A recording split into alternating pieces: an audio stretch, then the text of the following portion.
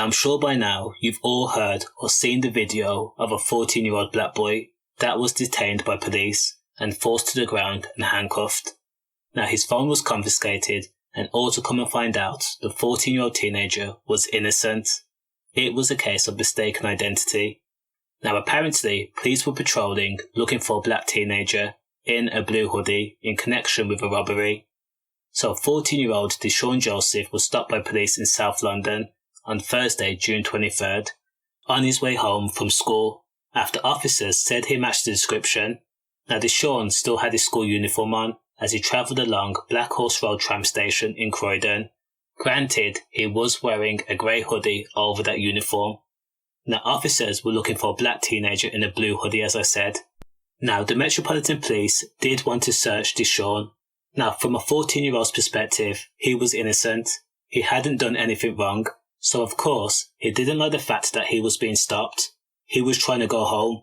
Now this was taken as a sign of being non-compliant. So De-Shaun was taken down to the ground, hands forced behind his back and put in handcuffs. From the video footage, you can see officers resting on the 14-year-old's legs. Now while De-Shaun struggled, he shouted out his mum's phone number, who someone then called for her. Now police have a hard job, and the fact is they don't have a good standing in urban communities.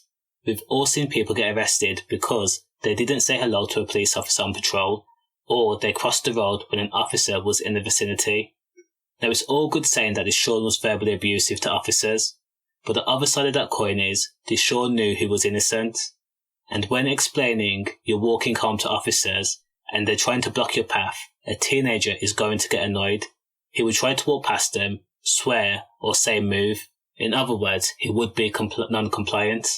Now police officers need better training on how to approach certain situations, because of course they do escalate and it makes them look bad because everyone has a phone and they're all too willing to record these type of incidents. So Joseph's mum raced to the scene after receiving a phone call, and she was in tears about the way her son was being targeted.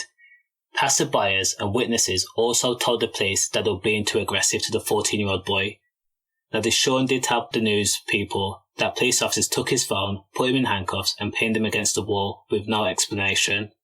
Now the schoolboy is said to be left mentally scarred from the incident, with doctors saying he did suffer bruising to his back. The police did admit they did get the wrong person, and De-Shaun was let go after the incident. However, they did also say that the level of force was appropriate, and a complaint has been made. What do you guys think of the situation? Let me know.